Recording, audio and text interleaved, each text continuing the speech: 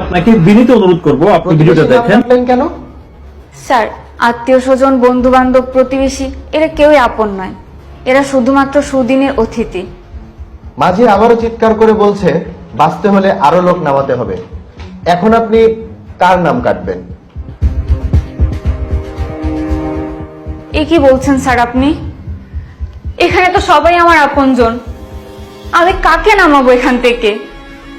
কোনো উপায় নেই, নামাতেই হবে।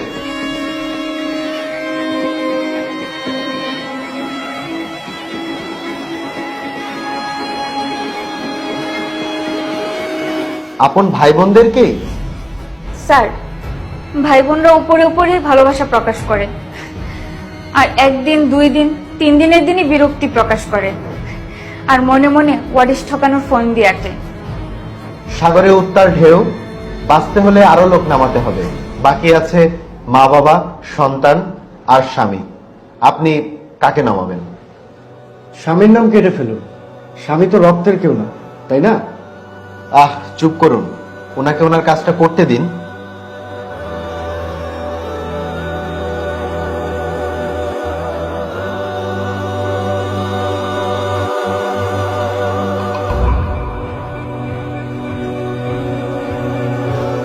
আপন বাবা মাকে? স্যার, বাবা মা আমাকে ঠিকই জন্ম দিয়েছেন, ওনাদের তো বয়স হয়েছে, আর বিয়ের পরে আমি তো বাবা মার কাছে শুধুমাত্র একজন অতিথি। মিস অন্তরা, আপনার মৃত্যু প্রায় সুনিশ্চিত। বাঁচতে হলে আপনাকে আরো লোক কমাতে হবে। এখন বাকি আছে আপনার সন্তান আর স্বামী। দুজনের মধ্যে থেকে একজনের নাম কেটে ফেলুন। এটা কি বলছেন স্যার? এখানে একজন আমার নিজের গর্ভের সন্তান আর একজন আমার নিজের স্বামী। আমি কি করে তাদেরকে মারতে পারি? দেখুন মিস অন্তরা, এই চাকরিটা পেতে হলে এই আইকিউ পরীক্ষায় আপনাকে পাশ করতেই হবে। প্লিজ স্যার, আপনি এছাড়া আমাকে যে কোনো প্রশ্ন করুন, প্লিজ এই প্রশ্ন থামান। এছাড়া আপনি আমাকে অন্য 10টি প্রশ্ন করুন, আমি উত্তর দিয়ে দেব। প্লিজ এই প্রশ্ন বন্ধ করুন। 1 2 3।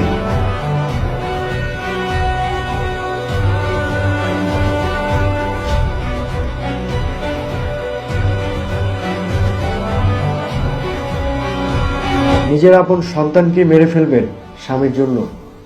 স্যার, ছেলেমেয়েরা বিয়ের পরে আমাকে ভুলেই যাবে, আমাকে মনে রাখবে না, কিন্তু স্বামী, এই স্বামী নামক ব্যক্তিটি আমার সুখে দুঃখে সারা জীবন আমার পাশে থাকবে।